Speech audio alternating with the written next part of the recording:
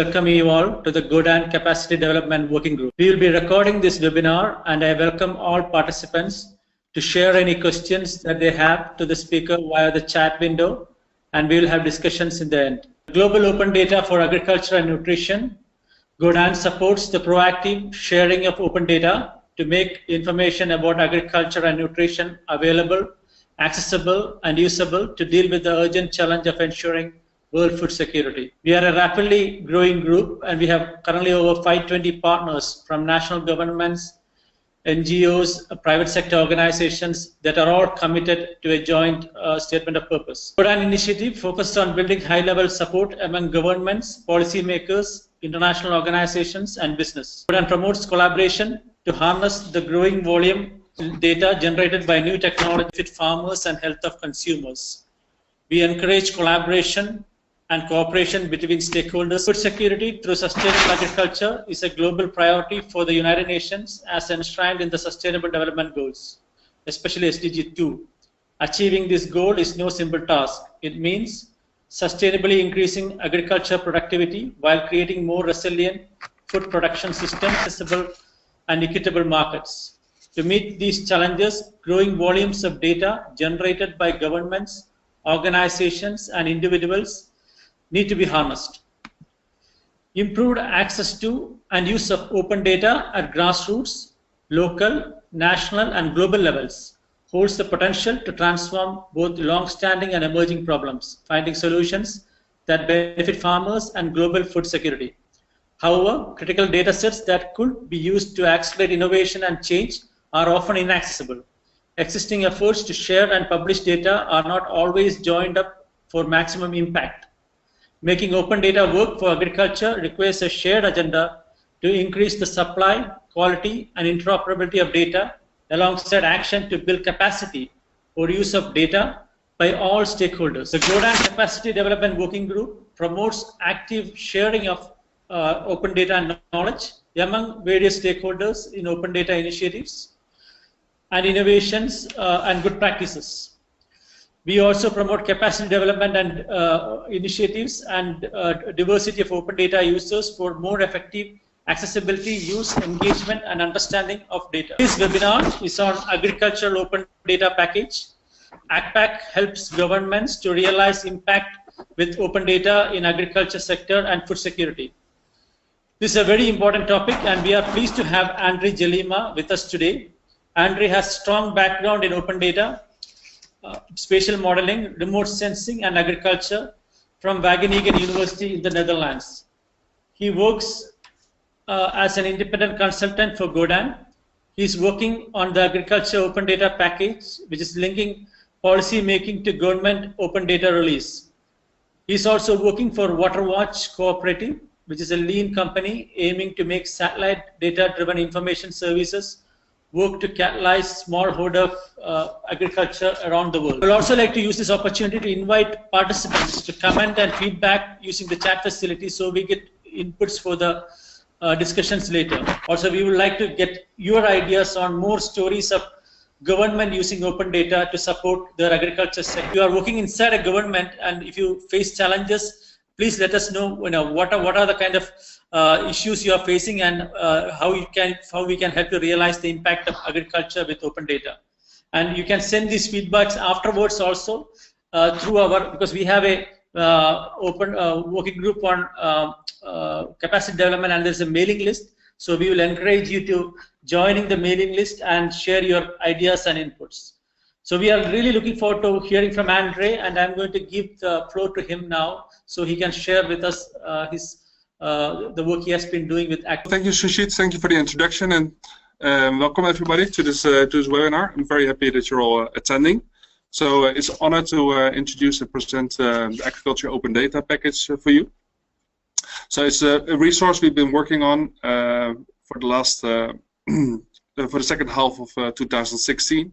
It's a curated resource and it's aiming to help to guide governments to realize impact with open data and food security. It's part of a series of Open Up guides hosted by the Open Data Charter. Other packages include Open Up guides. It is developed between GODAN and ODI and co-sponsored by the Data for Development organization. Last year we've been consulting different stakeholders at conferences worldwide, and the launch of the beta version of the open data package has taken place in Paris during the Open Government Partnership Summit. This year, I would like to test the package with 1 or 2 governments.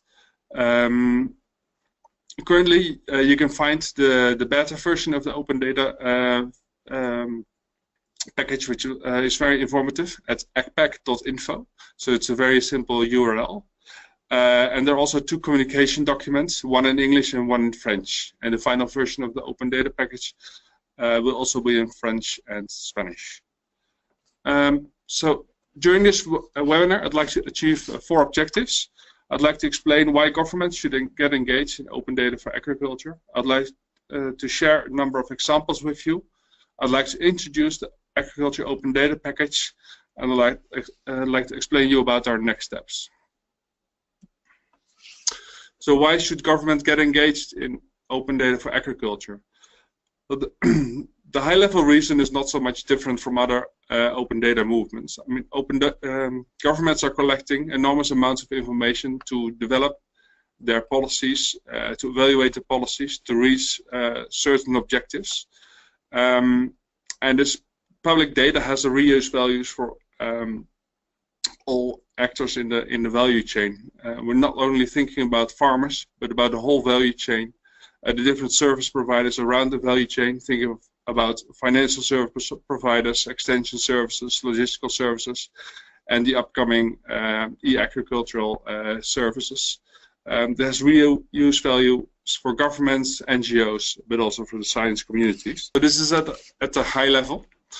In the AgPack, 6 different policy perspectives are being introduced. So really looking at open data from the government perspective. What could you realize within agriculture with open data? So empowering the farmer.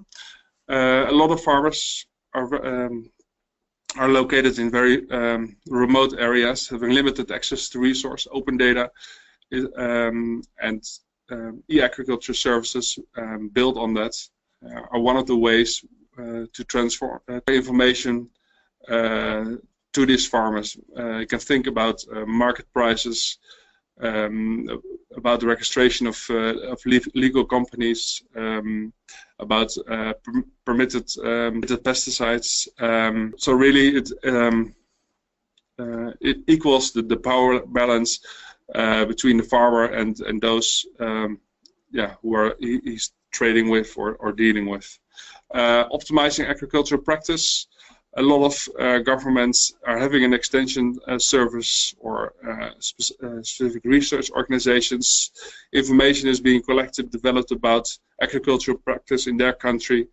The extension service themselves are sharing it with the farmers, but open data, sharing crop calendars, preferred crops, farming practice, but also information, contextual information about the areas where the farmers are cultivating, will help them to farm better. One can think about weather information or hydrological information, information about the soil.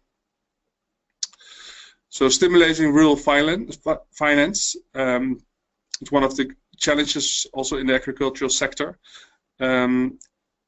So for a financial institute, it's very important to know if they're lending a loan to a farmer, if they can get it back. And for a lot of institutes, it's too challenging to get it back, and they don't provide their services in the rural areas. So by providing historical information about market prices or the production in the areas, the type of farmers, or recommended inputs, that risk can be lowered or can be better estimated, and financial institutes can make their strategies based on that. Facilitating the agricultural value chain, the different actors in the value chain need to know who they're dealing with, but also the logistics between between the different parts of the countries. These are all data sources that can be shared. Altogether, this will be enforcing the agricultural policies, but on top of that, policy text can also be shared as data. For example, subsidy schemes or official records, which are actually a list of things that are permitted or forbidden or are restricted, can be very useful to share with the community as open data. Altogether, it makes the government more transparent and more efficient. It can reuse its own data. It will be more clear what the government is expecting in different parts of society, how it's spending its money, and it's avoiding corruption. What roles could the government take? Well, they're sitting on a lot of data which can be shared with the agricultural community, but on top of that, to get the information from A to B, at some places the national infrastructure needs to be improved. Technical service providers do not necessarily know how to apply agricultural knowledge, so there needs to be capacity there. End users need to know how to apply the information. A network of communities, of organizations need to be initiated all the way through the data value chain, from where the data is being published to where the data is being used, and all the intermediaries. These data services need to become sustainable, which is still a big question mark on how to do that. What are the sustainable business models for this kind of organizations?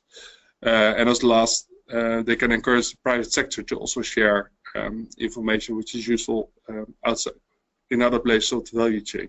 So now, after this theoretical introduction, I'd like to share 3 examples of governments putting open data into action, really from a policy perspective. So it's the AgPack portal, which actually has the objective to make the role of the middleman in India smaller. AgriMati, which is about sharing value chain data in the Netherlands, but also securing the privacy of the farmers which are involved in the database. And Carto, which is an open database to share hydrological data to optimize resources. So to explain further, I'll take you to the internet, the website of the AgPack. And to really understand it, I need to explain a little bit about the situation in India, or how it used to be. Farmers used to be very tied to one or few markets. So as a result, there was not enough competition, and farmers are paying high market fees. And there are a lot of intermediaries involved to get the goods to the consumer. Farmers are receiving low market prices, and consumers are paying high market prices. So in 2003, the Indian government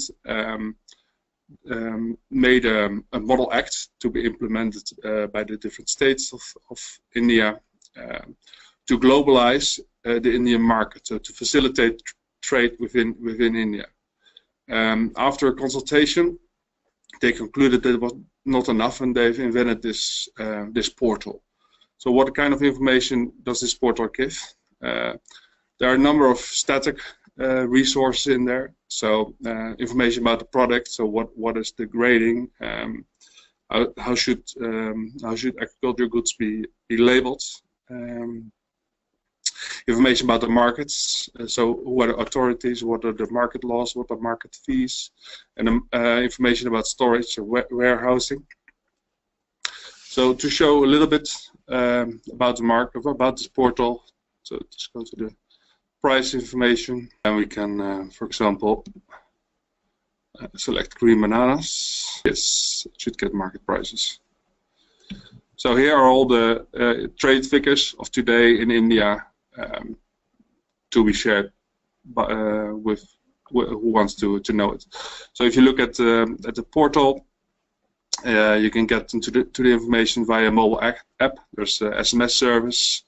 There's also here a thing called commodity profiles. Let's see how fast that's reacting. Here are all post-harvest processing suggestions, recommendations from the government. So we can just look at bananas here. But it's quite an extensive document.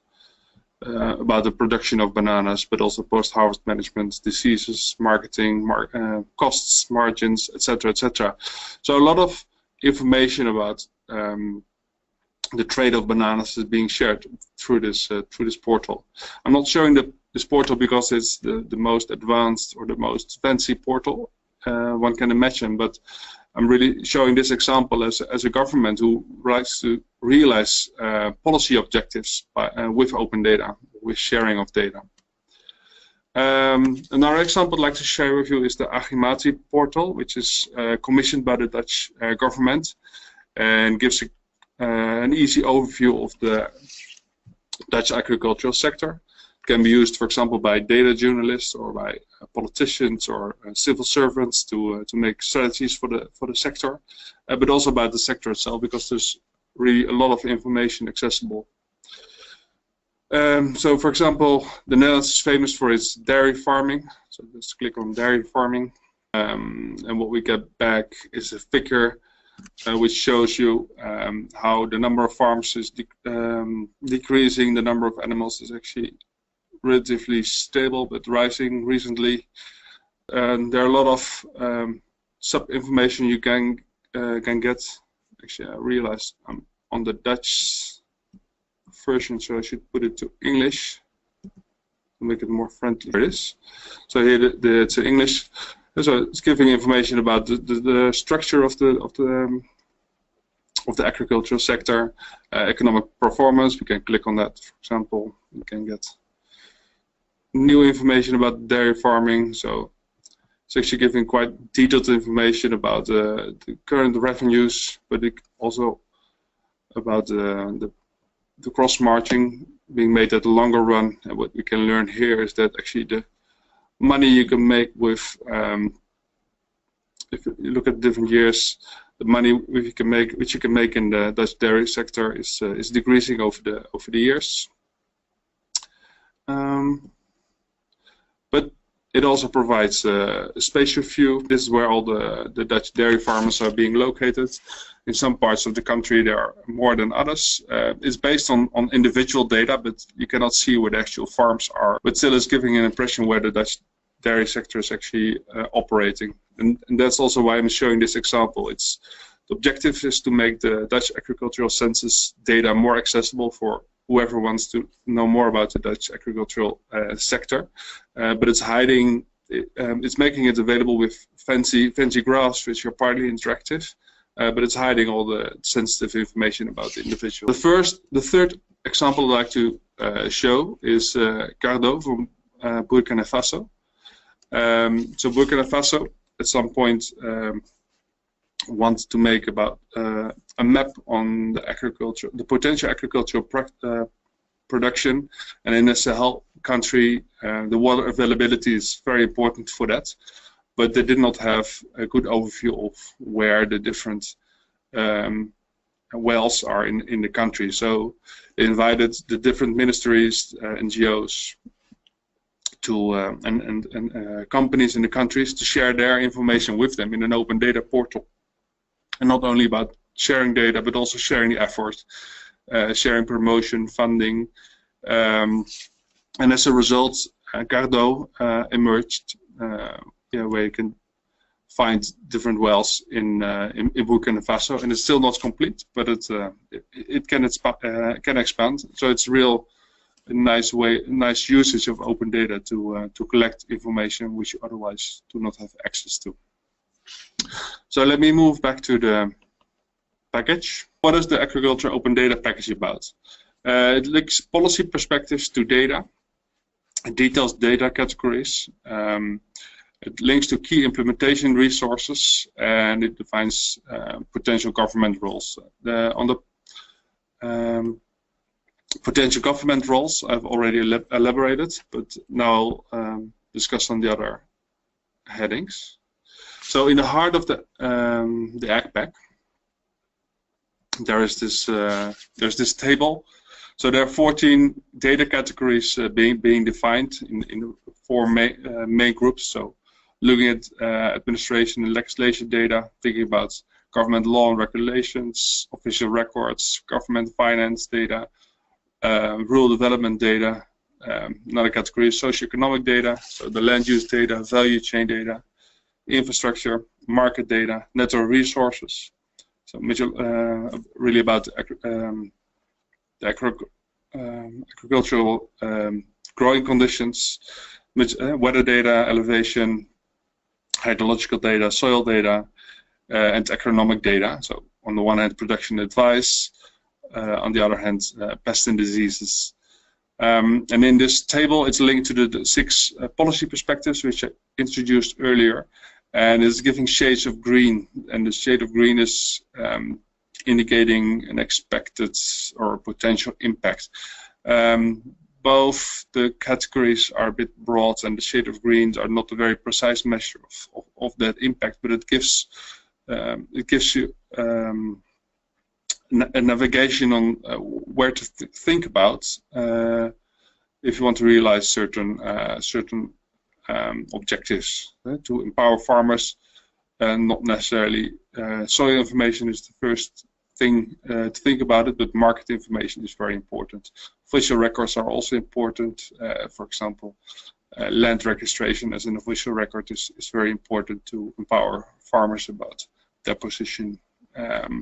Land registration also has an impact on optimizing agricultural practice. If you're very sure on the ownership of your land, you may treat it differently as if you're not sure if you're using the same land the next year again.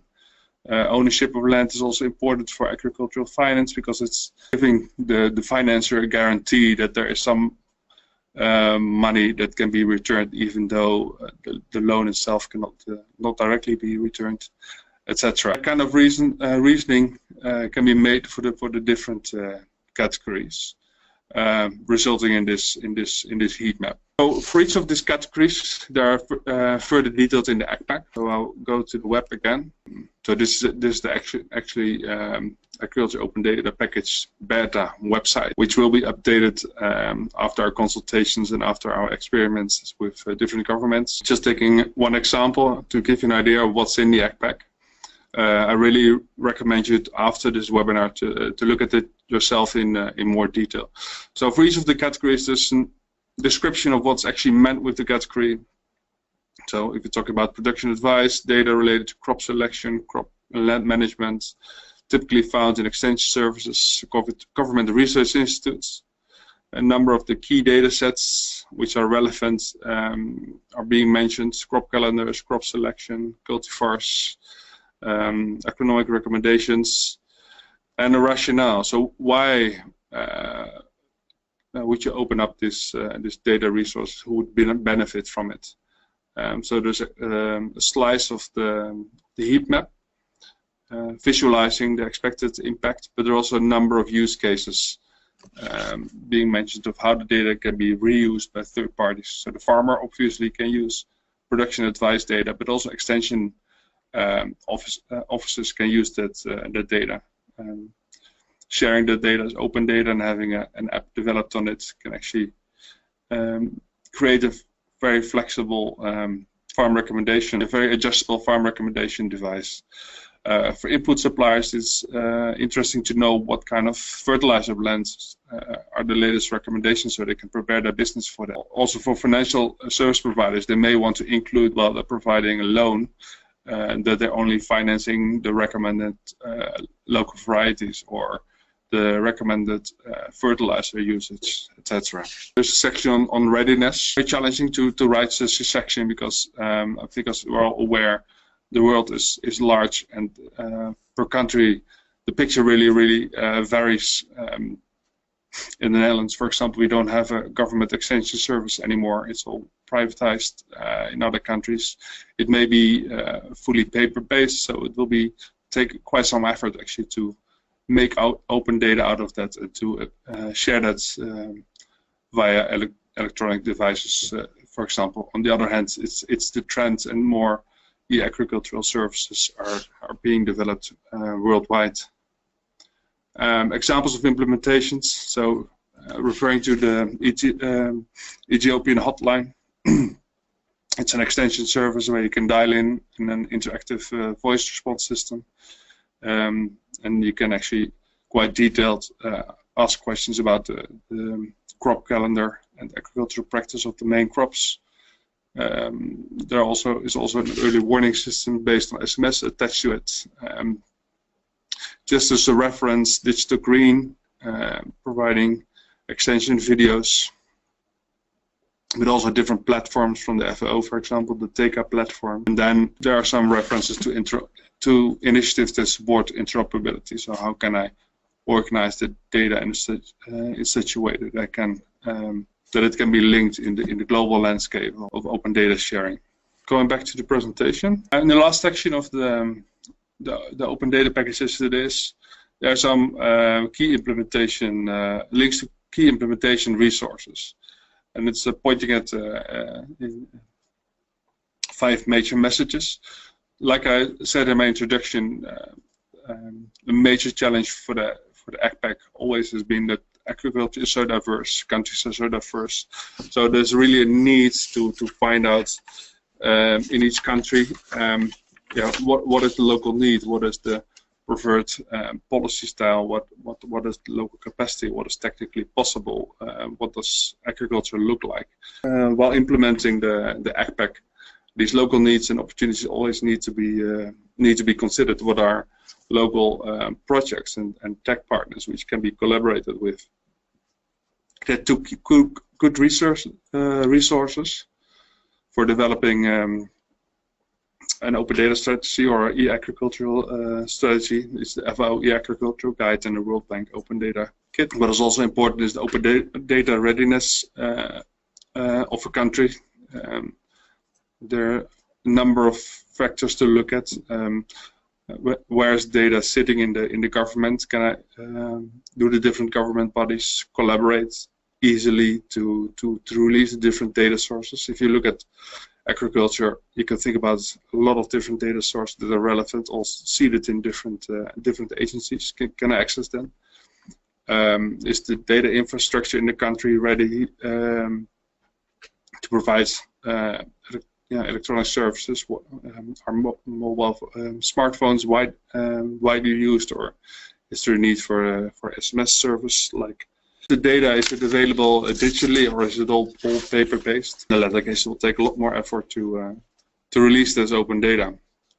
Then it's important to do responsible open data publication, and there are a number of aspects. So one of the aspects is data ownership. These open data, but actually the owner of the data, or maybe it's owned by somebody else. There's a very interesting publication from GODAN on data ownership. But the ownership may be with the person who has collected the data, or who the data is about, or who's hosting the data. There are different perspectives to that.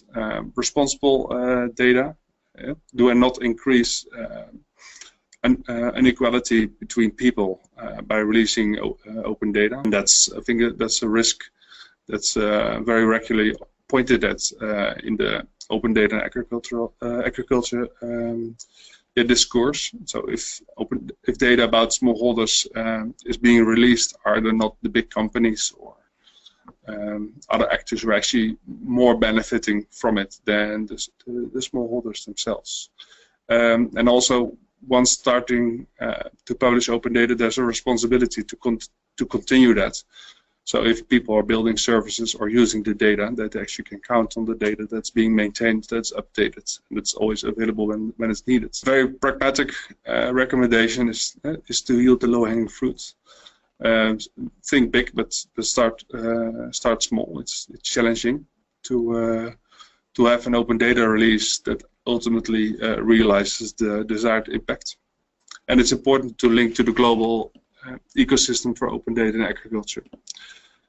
A number of resources being mentioned, but I mean, there are many UN organizations that are releasing a lot of data, so there needs to be logical connections to that, including the space data from NASA and ESA.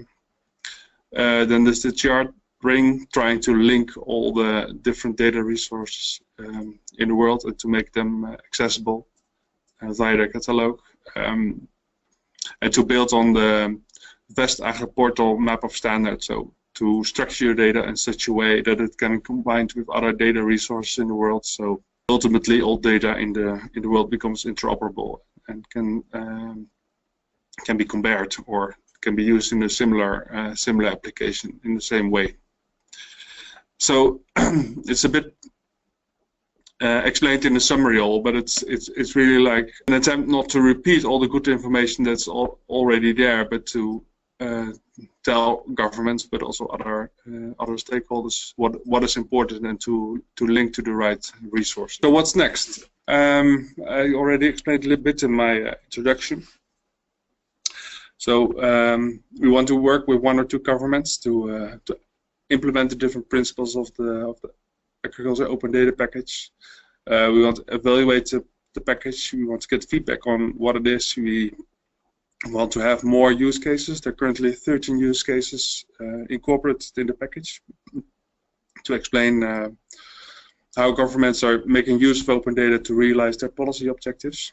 And yeah, based on all these efforts, we want to move from beta to alpha. So that's one side, but actually, yeah, the beta version is already very useful. So on the one hand, it can help governments to navigate open data for agriculture, and to get more knowledge about it, and to think about what they actually want to achieve with open data, not just release it on a portal, but consciously release and realize the impact of open data. It also adds the policy perspective to the open data lobby and to convince governments.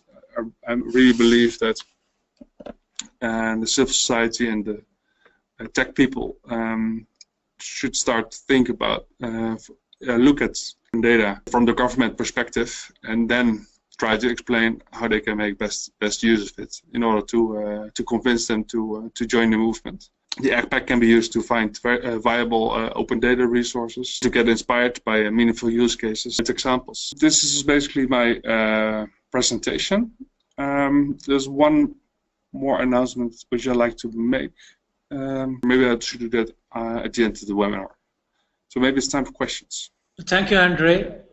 Thank you for your excellent presentation. And I think, definitely this AgPack is a very important resource that many people are not aware of, and I will recommend participants to help share this resource with your colleagues. Let me just, there are some questions that are coming, so let me just share that with you as well. Okay, there is one question from Jacques Drolet. Jacques has asked, I would argue that the ergonomic data should empower farmers. And he also asked another question: why is the other side of plant health besides fertilizer not included, like plant protection, growth regulators, plant stimulants, etc.? I'm not entirely sure what's meant with the way it's empowering. If it's empowering in the sense that being more knowledgeable on how to do agricultural practice and make better decisions to that, then it's a matter of wording, in the sense that I have not called that empowering, but I've called that optimizing agricultural practice, farmers optimizing their own practice, making better decisions. If the wording of empowering is meant in a different way here, then I'm not sure what's being meant. Can you hear me? Yes. Oh, wonderful. Yeah, I mean it really in its full meaning of empowering. Crop protection, for example, farmers have the possibility to say what we have in our toolbox now is not enough, or basically inexistent to allow us to do trade. We want this and this and this, and here's how we're going to get it. So empowering really in changing your landscape, not only in using what's there. Empowering, really. Thank you. Mm-hmm. Okay, thank you. I mean that there should be feedback of information from the farmers on this topic to get another feed of information, basically, because yeah, basically they're saying that, like, they should be able to say this is not what we want, but we want something else. Yes. Yeah. So that's exactly what I mean. Yeah. Yeah. So I think in principle, I agree. Now I'm thinking about, so what does that mean in terms of open data? Means they have access to all what is available around the world, and they can choose and act upon it. So the power of open data would be enormous there. Mm-hmm. Yeah. Okay. No, I fully agree. Sorry, it took me a while to get my head around it. But I'm getting. Yeah, I agree. So having access to information is power.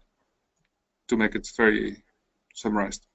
Thank you. So the next question. Yeah, the nest question is from Haptamo Kenu, who is asking, what are the parameters for a country to be said to be ready for open data?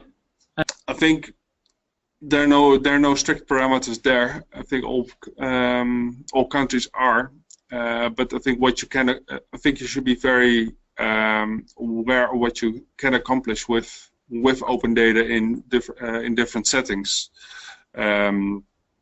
It may be that the country is very much telephone oriented or mobile oriented. Then the things you can realize will via the means of that kind of devices. If it's more internet oriented, then it will be like that. I mean, if the technical infrastructure is very limited,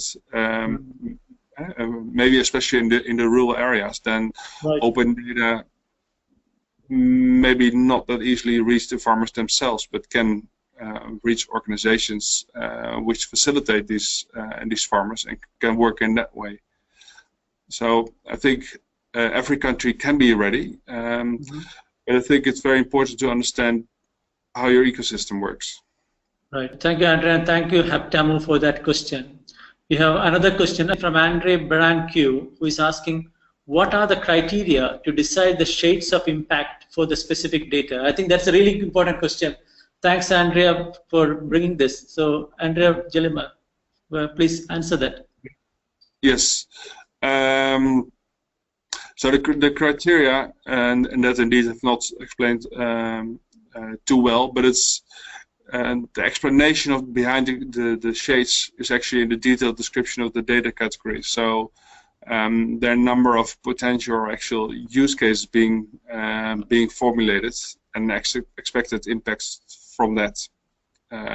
So in that sense, it's not hardcore science, but it's really to give an impression about what can be realized in different dimensions. Well, thank you for that. I think that's an important question, and as well, can I ask one question, Andrea? Is there any like?